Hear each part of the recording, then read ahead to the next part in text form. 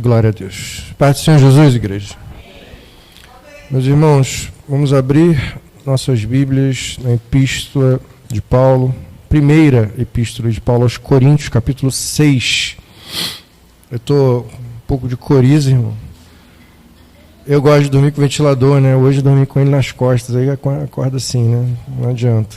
Então, ainda mais quando a temperatura está começando a baixar.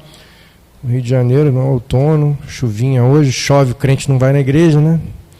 É uma bênção isso. Mas, enfim, estamos aqui para fazer a obra. Então, peço perdão dos irmãos que eu vou ficar, de vez em quando, dando umas fungadinhas aqui. Então, amém, irmãos? 1 Coríntios, capítulo 6. Quem achou, dá um brado pentecostal. Vamos ler apenas o versículo 19. Diz a Bíblia: ou não sabeis que o nosso corpo é o templo do Espírito Santo, que habita em vós, proveniente de Deus, e que não sois de vós mesmos. Amém, irmãos? Pode sentar glorificando ao Senhor. Meus irmãos, eu tenho conversado com algumas pessoas. Na verdade, é um assunto que sempre está me chamando a atenção. Eu nunca separei um tempo para pregar sobre isso.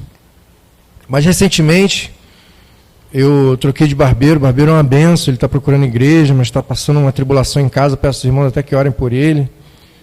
Ele é uma bênção e cristão, só que ele está com dificuldade para vir à igreja. Eu até expliquei isso para ele, mais ou menos, né, sobre nós fazemos parte da igreja e a necessidade de comunhão. Ele entende, sim, mas assim, foi ele que Deus usou para me trazer à memória esse assunto. Então, louvo a Deus pela vida dele. E o assunto é o seguinte, irmãos: nós temos visto um hábito, principalmente na internet. Tem um atribulado que tem um canal de vídeo de conspiração, que a gente vê de vez em quando. Os vídeos são legais até, né, de final dos tempos. Mas ele não sabe, mas ele está pregando. Ele prega que não há necessidade de ir à igreja, que nós somos a igreja. Tem uma concepção extremamente errada na frase nós somos a igreja. Nós não somos a igreja individualmente. Nós fazemos parte da igreja. Nós compomos a igreja. Nós, em conjunto, somos a igreja. Começa a sentir a presença do Espírito Santo aqui. Você sozinho não tem a capacidade de ser igreja. Nós necessitamos da comunhão num templo físico, num local que foi separado para receber o Espírito Santo. Um lugar que foi consagrado para receber o Espírito Santo. Esse lugar ele foi ungido para isso. E por mais que a gente tenha a nossa dedicação com a teologia em casa, oração, Bíblia, louvor, a sua casa ela não foi separada para isso. E o pior é a pessoa achar que onde quer que ela esteja, ela é a igreja. Ela não é a igreja onde quer que ela esteja. Ela é templo, sim, do Espírito Santo. Mas uma coisa que acontece é que quando nós pecamos, o Espírito Santo se afasta de nós. E eu sempre enfatizo aqui, né, Eclesiastes 7:20, não há homem justo na terra que faça o bem e não peque. Não sou eu que estou falando. É a Bíblia. Não existe. O único que em vida, em carne, não pecou foi Jesus. Não existe nenhum ser humano capaz de viver sem pecado. Então, eventualmente, o pecado entra na nossa vida, às vezes involuntariamente e às vezes voluntariamente. Depende da entrega do ser humano. Mas, às vezes, mesmo involuntariamente, irmão, você peca, o Espírito Santo se afasta e você precisa vir na congregação para você renovar o seu pacto com Jesus, receber a aliança novamente, receber o sacrifício de Jesus da cruz, a remissão dos pecados, para que o Espírito Santo habite em você novamente. E esse versículo aqui, ele fala, ou não sabeis que nosso corpo é templo do Espírito Santo. A palavra templo aqui, no original em grego, é naos. E ela era usada para representar o santo dos santos. Caso os irmãos não saibam, para quem não sabe, o tabernáculo de Deus, que foi onde Deus determinou Moisés que criasse, né, a primeira construção para receber o Espírito Santo, o tabernáculo era dividido em átrio, lugar santo e santo dos santos. Então eram 3 etapas. O átrio era um lugar de acesso comum, qualquer pessoa poderia acessar. O lugar santo só poderiam entrar os sacerdotes. E o santo dos santos era o lugar que havia a presença de Deus. Eu quero ler para os irmãos aqui algumas passagens que ilustram isso. A primeira está em Êxodo, capítulo 25. Não precisa abrir, só acompanha comigo aqui. Êxodo, capítulo 25, versículo 8. A Bíblia diz: E me farão um santuário, e habitarei no meio deles. A palavra habitar aqui em hebraico é shakan, que ela é raiz, ela é um verbo, né? Habitar. Então tem 3 letras e ela se torna raiz de outras palavras, substantivos, adjetivos, enfim. A palavra shakan é raiz para uma palavra muito conhecida, Shekinah. Você sabe o que significa Shekinah? Presença manifesta. Então é um lugar, o Santo dos Santos é um lugar que você vê, você vê com os seus olhos a presença do Espírito Santo. Era um lugar que era proibido entrar. Ninguém entrava. E havia um véu que separava o lugar santo dos santos dos santos. Apenas uma vez por ano que o sumo sacerdote entrava, esse dia chamado Yom Kippur, que é o dia da expiação, ele entrava no Santo dos Santos, diz até, na Bíblia não diz, mas os costumes do povo hebreu, tem um livro chamado Costumes, né? No povo hebreu, diz que o sumo sacerdote entrava com uma corda na cintura e tinha sinos pendurados no corpo para fazer barulho, para a pessoa saber que ele estava vivo. Se entrasse no Santo dos Santos sem a preparação, em erro, em pecado, ele ia ser fulminado ali dentro, ia morrer. E a pessoa ia ter que puxar ele pela corda, porque ninguém podia entrar lá para tirar o corpo dele.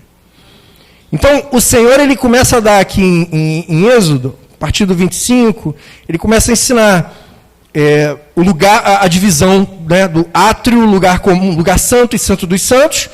E ele começa, aí vai ensinando a cortina do tabernáculo, capítulo 26, tábuas do tabernáculo, altar dos holocaustos 27, pátio do tabernáculo, vestes sacerdotais, o azeite puro, urim, tumim, sacrifício, cerimônia de consagração. Irmão, vai até o capítulo 40, ensinando como que o templo precisa ser dividido e a ordem das coisas, ou seja, o fato do Santo dos Santos, veja bem, eu estou falando sobre a palavra original em grego no Novo Testamento, que é utilizada para se referenciar ao Santo dos Santos. A palavra que é usada na Bíblia para dizer que você é o templo. Eu estou explicando o Santo dos Santos. Eu vou chegar lá. Então, aí a gente chega aqui e vê que há uma ordem, há uma sequência, e essa exigência de santidade para entrar no Santo dos Santos, apenas uma vez, apenas o sumo sacerdote, para fazer a expiação do povo, não para si e para o povo, ela não era casual, não era sem preparação e não era sem sangue, exigia um sacrifício. Ela era em humilhação. E o sacrifício era feito não só para o sumo sacerdote, mas também para todo o povo.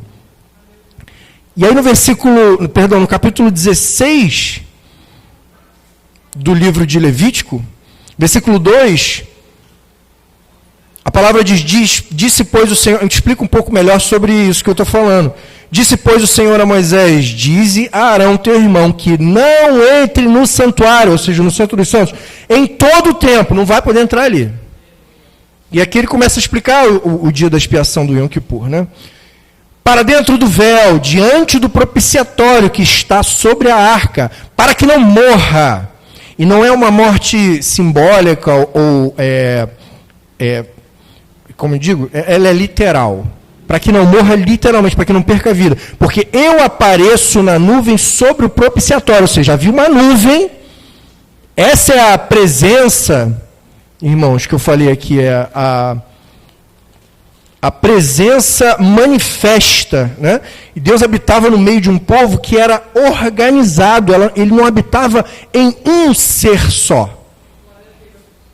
Então, havia a necessidade dessa organização do povo, um acesso comum no átrio, onde todos entravam, um acesso restrito no lugar santo, onde os sacerdotes entravam, e um acesso que era impeditivo para todos, e apenas uma vez por ano o sumo sacerdote podia entrar com uma preparação especial para o dia da expiação, porque ali, naquele lugar onde o véu separava o Santo dos Santos, havia a presença manifesta, o Shekinah de Deus.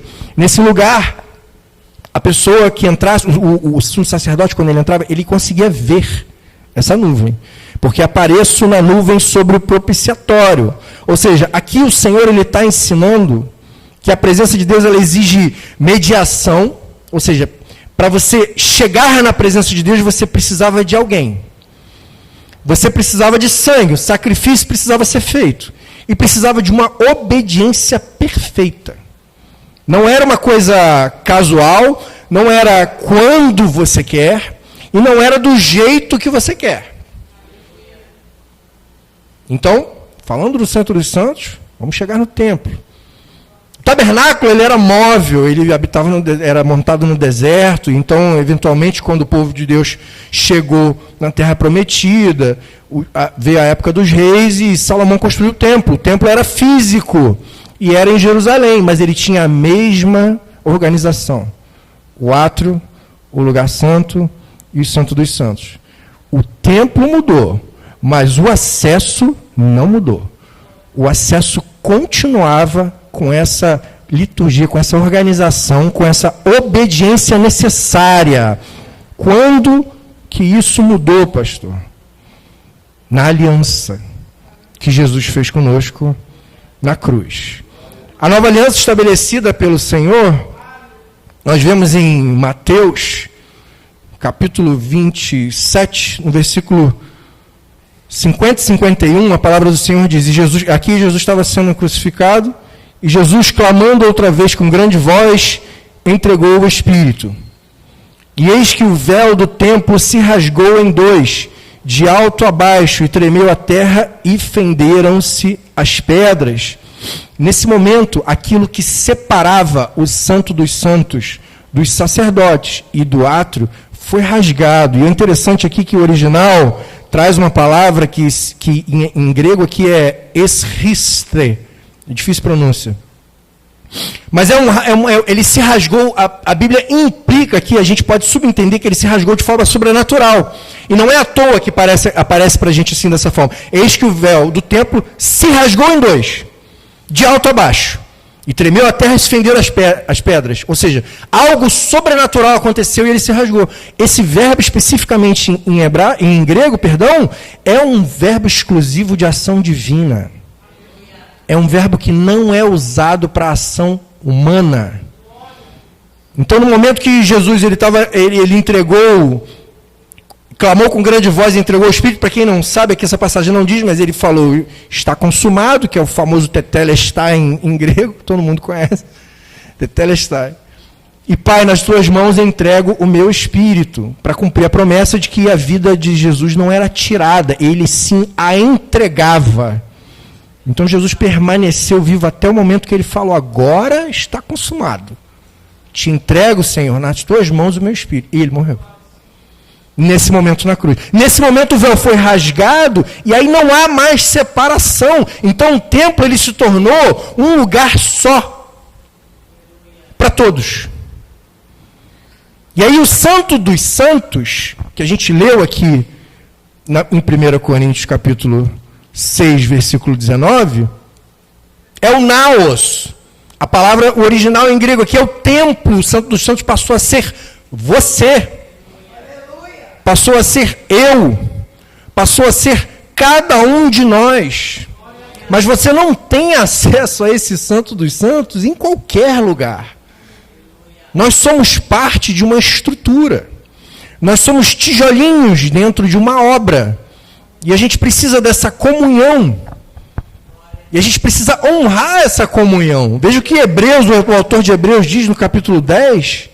Eu já preguei sobre essa passagem, especificamente sobre essa passagem do 19 ao 25. Eu quero ler 3 versículos aqui, o 19, 20 e 25. O 19 diz: tendo, pois, irmãos, ousadia para entrar no Santo dos Santos. Aqui ele usa outra palavra aqui para Santo dos Santos, santuário, né, que é hagios. Pelo sangue de Jesus, pelo novo e vivo caminho que ele nos consagrou pelo véu, isto é, pela sua carne. O véu representava a carne de Cristo, que foi dilacerada pelos nossos pecados. O véu rasgado que transformou você, eu, todos nós, no templo do Espírito Santo, é o sacrifício que foi estabelecido na cruz para a nova aliança ser entregue à humanidade. Então, nesse momento, nós temos que ter ousadia para entrar no santuário. Ousadia para nos congregarmos. Porque um membro sozinho, irmão, ele não é o corpo. Um membro sozinho, ele não funciona, ele não vive plenamente. E eu quero chamar a atenção agora, voltando a Coríntios, tem 2 passagens na primeira epístola de Coríntios, no capítulo 3, onde a gente leu também está, mas eu vou primeiro ressaltar aqui, no capítulo 3, versículo 16, diz: não sabeis vós que sois o templo de Deus e que o Espírito Santo habita em vós?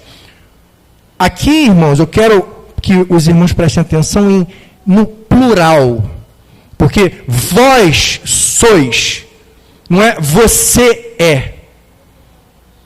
Veja bem, porque isso é muito importante e existe essa repetição também na primeira epístola de Coríntios, capítulo 12, versículo 27, que fala: ora, vós sois o corpo de Cristo e seus membros em particular. Não é você é o corpo de Cristo. Essa diferença gramatical é essencial, irmão. A palavra de Deus ela é literal, ela não é fantasiosa.